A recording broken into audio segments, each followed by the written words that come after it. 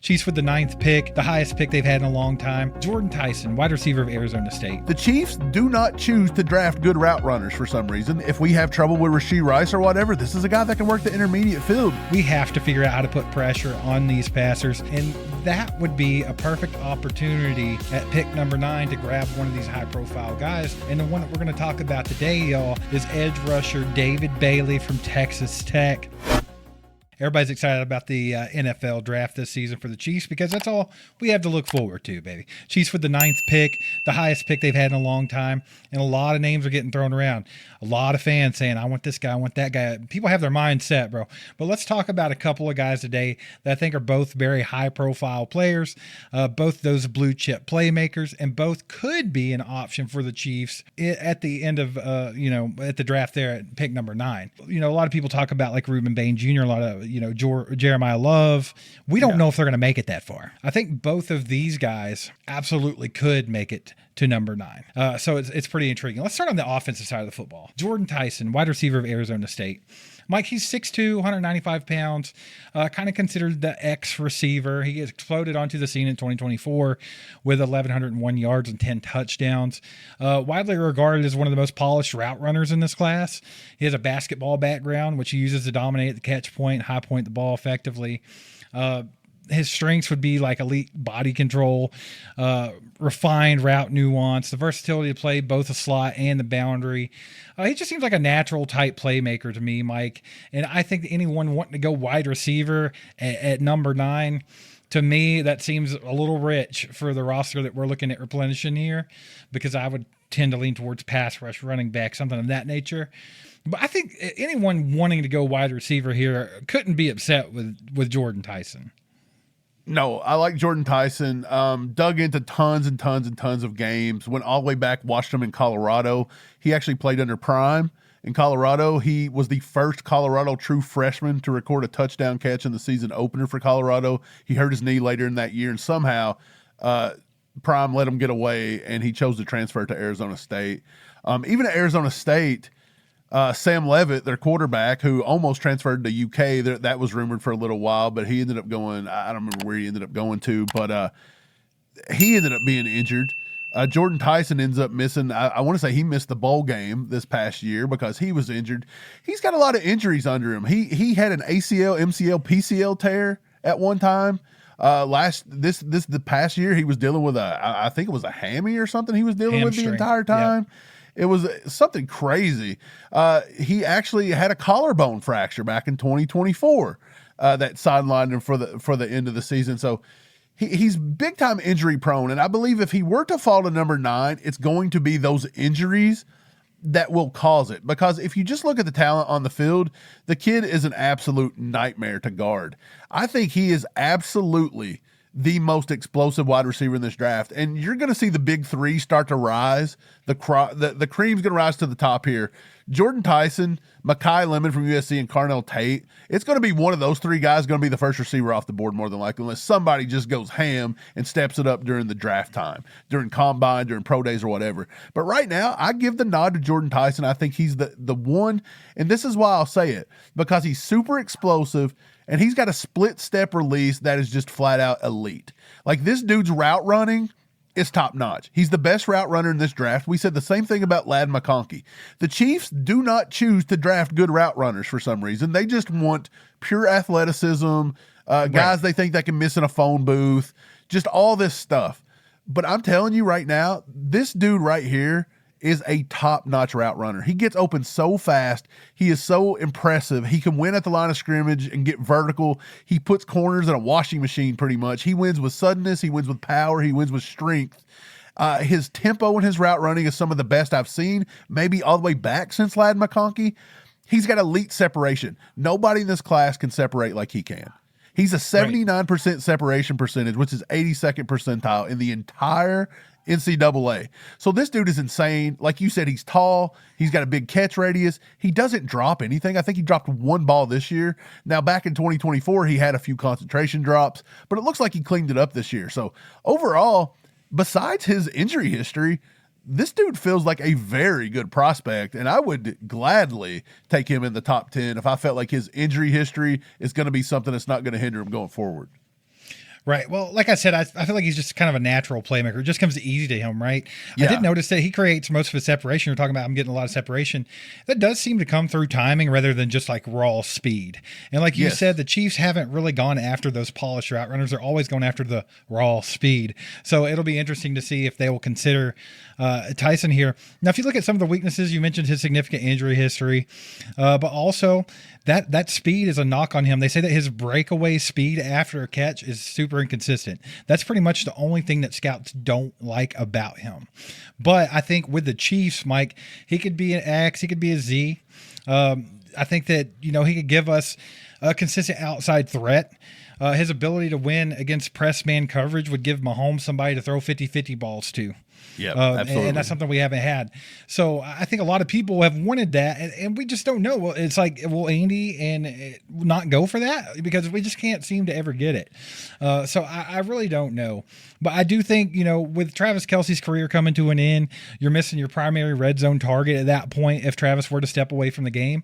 I think you have to start looking for a long-term successor. So I think that Jordan Tyson would be a really cool option. Yeah, I think, look, we seen a lot of the Chiefs' struggles this year. They couldn't separate man to man. They couldn't do it. That we didn't get a guy that could beat a zone a lot, but we really struggled in man to man. That was a big one. And he actually scored PFF grade 92.4 versus man to man. So he is one of the better options in man coverage, an 89.7 PFF receiving grade in general. So he can flat out play. And again, he is a very good route runner. He knows how to use all of the tempo in his route. And I mean, it is just beautiful. And again, like I said, he's in the 80th percentile in separation against single coverage. I think he's got elite separation, or he's damn near it. Like, he is one of the best separators in football, and excellent in the intermediate range, which, again, if we have trouble with Rashee Rice or whatever, this is a guy that can work the intermediate field. Steve, I'm curious to see what you think about my comp of him. I think at a low-level comp, I think Jordan Tyson could look what Christian Watson has looked like for the Green Bay Packers with his athleticism, his just everything about him. I think he's a low-end Christian Watson, but I think he's a better route runner than Christian Watson. I think he's got better hands than Christian Watson. But on the high end, and I'm not saying he's not going to do what this guy's going to do. I'm just saying that when I seen his film at his best, he reminded me of this guy, and some people's going to just shit on me in the comments probably. But honestly, his body type, the way he ran his routes, the way he does things after the catch, just the way he looks in general, I seen tons of LSU Justin Jefferson. I seen it. I think he honestly had better separation skills than Justin Jefferson did at the collegiate level. So what I seen from Jordan Tyson makes you it rocks you up a little bit to see Mike, that you're getting horny. He does have a little bit of Justin Jefferson in him. I see it. And I think that a low comp of Christian Watson, I think he's very much worth a top 10 pick in this draft. Well, I kind of think that the likelihood of the Chiefs getting this dude is pretty moderate, in my opinion. I think with the 9th pick, that it seems like a bit of a risk with his injury history and everything. I don't know if they're going to go for that. A lot of mock drafts have him in like that 12 to 18 range. But, I mean, the Chiefs could reach and get him. You never know. Man, I've seen him go first receiver off the board. So, I mean, I've seen him go as high as 3 or 4. So it just really, like you said, you got a long offseason ahead. There's a lot of pro days. There's a lot of, combine, this and that. You've got all the college games, the all-star games.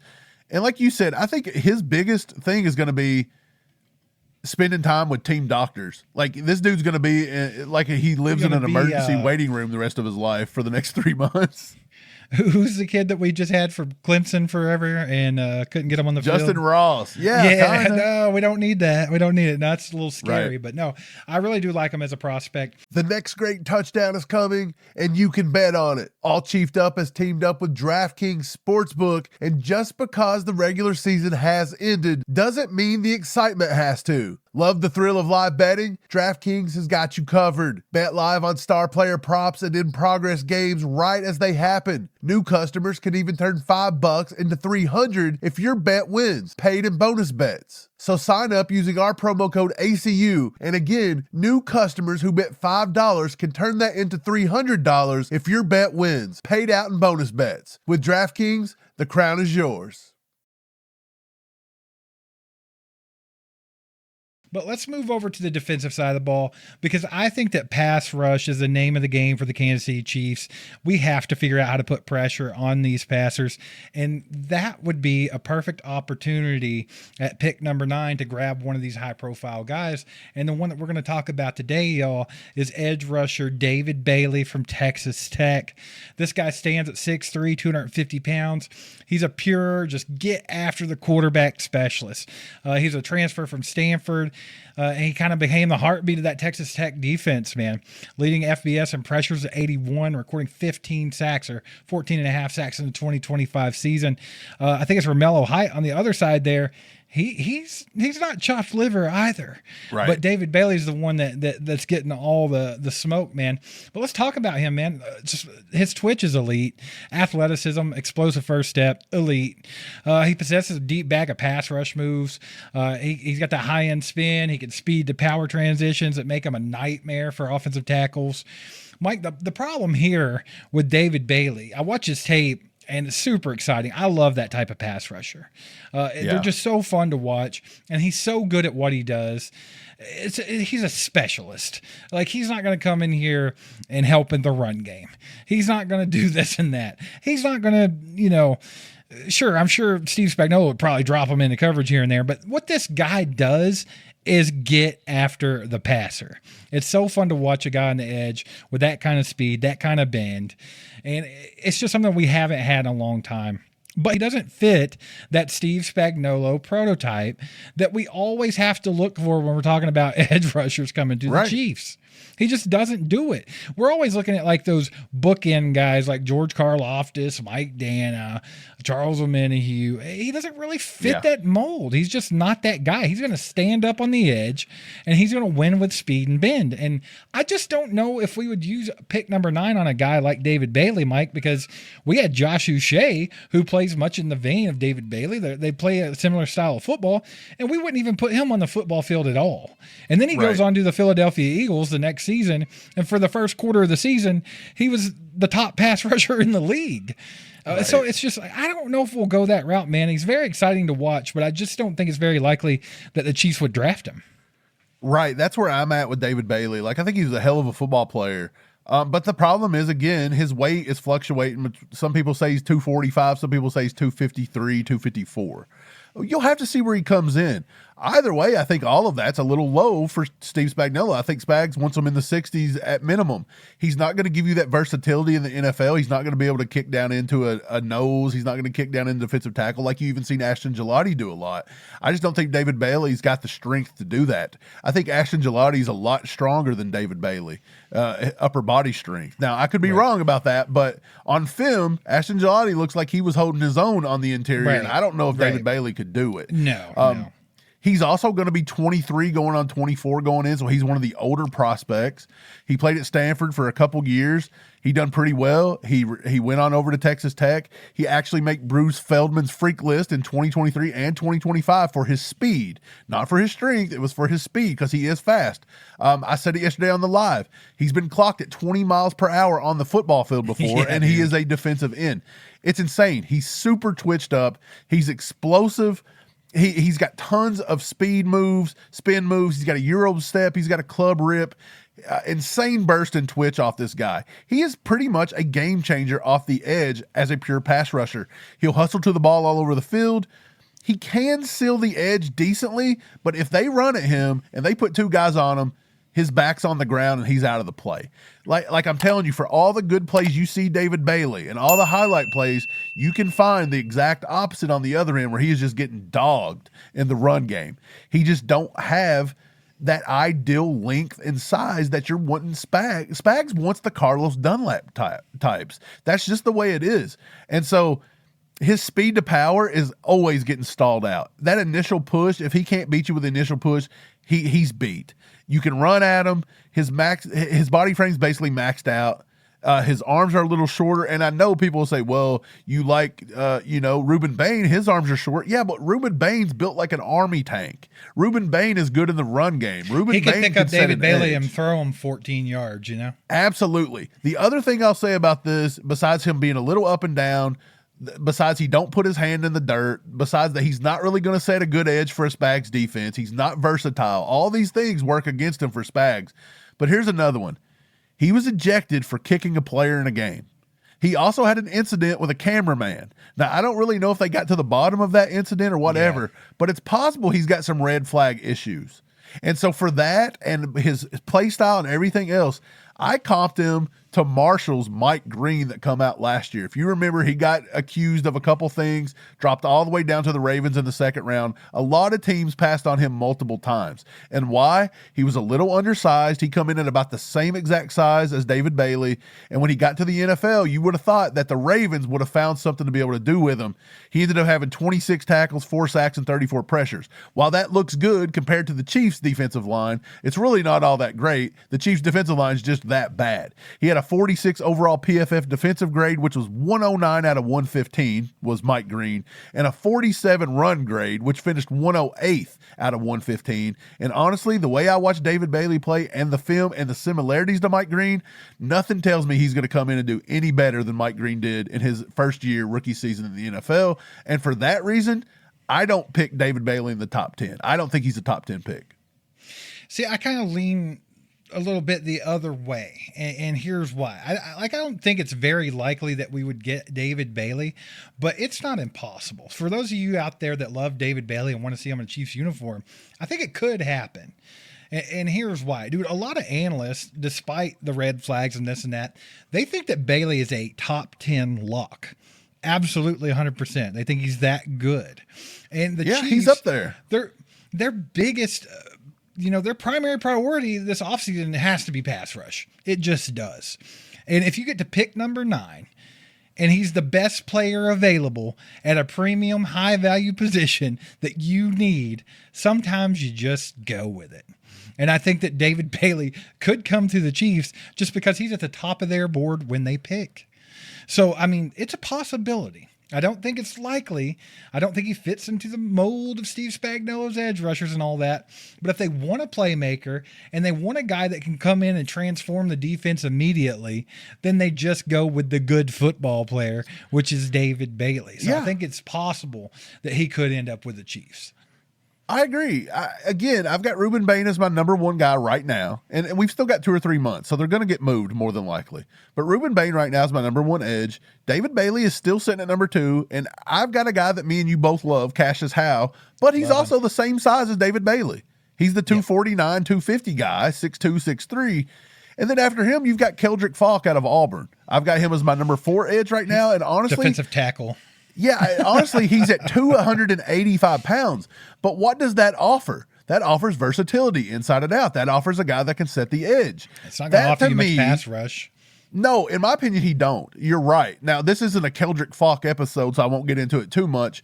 But what I'll say is that Falk and what he did at Auburn is also probably projected to be a top 20 pick. And so I feel like if it was between Falk and Bailey, you guys may be very upset to find out that Spags would probably just go with Falk and go with just exactly what he always does, rather than to go the elite. I would throw up a little bit if he took Falk over David Bailey. Oh, I would be irate if you picked Falk at number 9 over David Bailey. Yeah, that would be crazy. You guys get down in the comments and let us know how you feel about David Bailey and if you think the Chiefs would pick him if he's available, or Jordan Tyson. Or let us know how you feel about him as a wide receiver option. Hit that like button. Subscribe to the channel if you haven't already. We're trying to get to 60K subscribers before this next season kicks off, so we're going to need your help. Share us out with your friends. Tell your friends about some good Chiefs content. That would be freaking awesome. And we'll catch you guys next time. Go Chiefs.